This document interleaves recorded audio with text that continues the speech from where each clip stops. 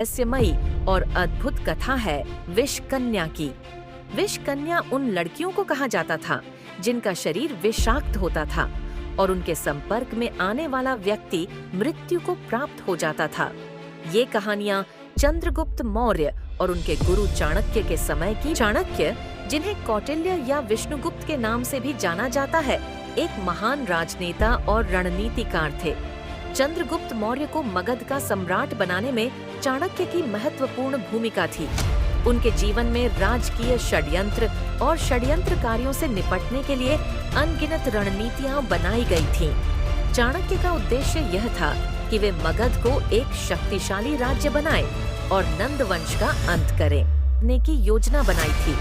इसके पीछे उनका उद्देश्य यह था कि वे दुश्मन राजाओं को मारने के लिए विष कन्याओं का उपयोग कर सकें। विष कन्याओं को बचपन से ही थोड़ा थोड़ा विष दिया जाता था, जिससे उनका शरीर विषाक्त हो जाता था।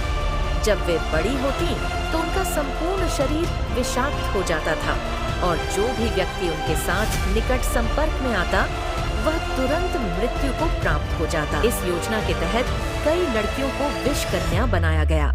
लेकिन इस कहानी का सबसे दिलचस्प पहलू एक विष कन्या और चंद्रगुप्त मौर्य की मुलाकात से जुड़ा है।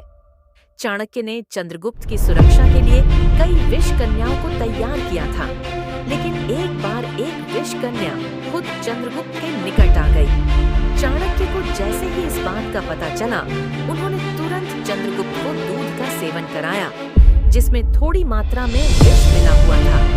यह चाणक्य की एक पुरानी रणनीति थी, जिससे चंद्रगुप्त का शरीर विष के प्रति प्रतिरोधक हो गया था और विष कन्या का विष उन पर प्रभाव नहीं डाल सका। लेकिन विष कन्या उसी समय